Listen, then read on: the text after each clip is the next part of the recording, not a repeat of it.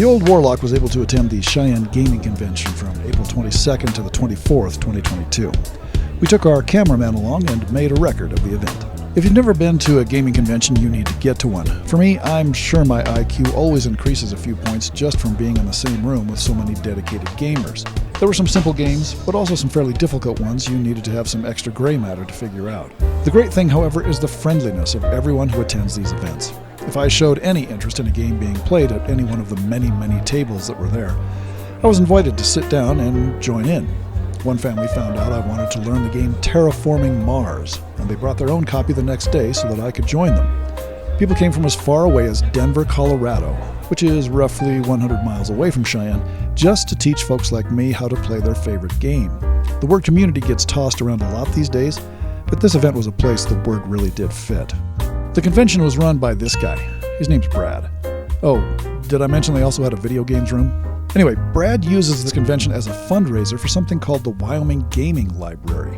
The library's goal is to collect games and make them available to people who might not otherwise be able to play them.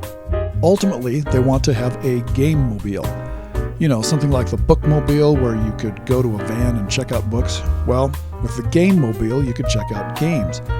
And to me, that's a pretty cool idea. The creativity throughout the place was pretty amazing. There were a lot of people showing off their game designs, gathering support for upcoming Kickstarter campaigns, really just a lot of great projects either completed or in progress. So you said your world, this is your D&D world that these fit into? So it's designed and written as sort of a within our own world, like this. Oh, okay. Today's That's world. my favorite. Oh, nice. Yeah.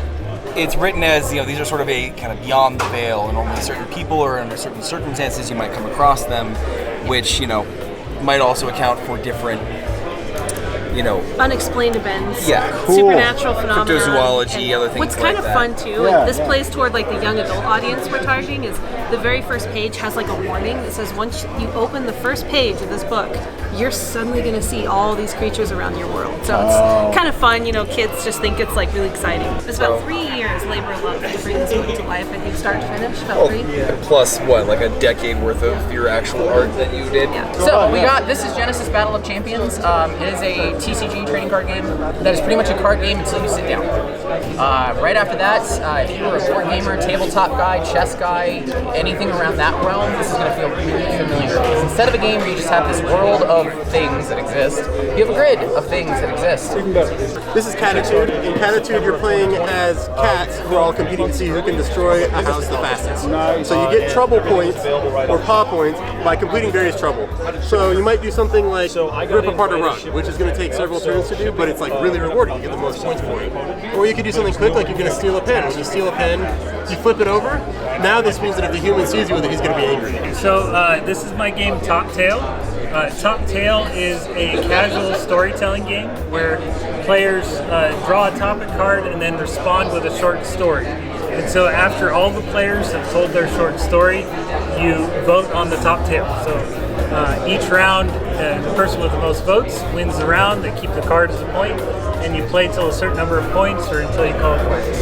Well, I've been doing 3D printing now for 6 years, probably roughly. But we started the company roughly now 3 years ago. Are you guys somewhere in the Rocky Mountain region? Yeah, we're in Fort Collins. Oh, okay. You guys design all these yourselves? Yeah. We sell all the STLs if you like anything and you have your own printer, you can print it all yourself. These are all free for free if you want one, take one.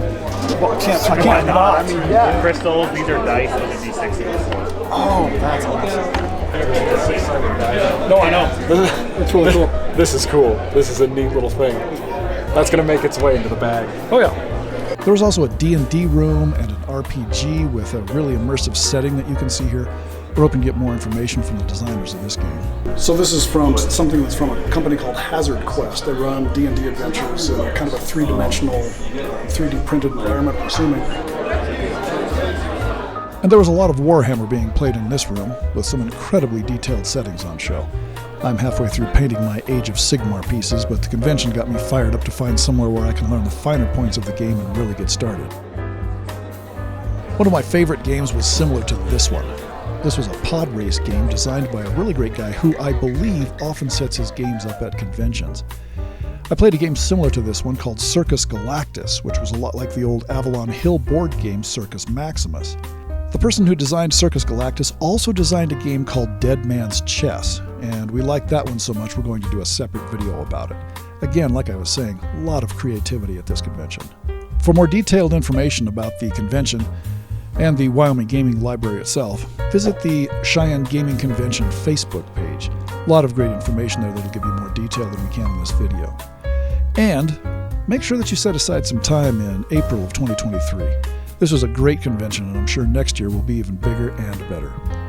I'm Jim from the Old Warlock. Keep your sword on free.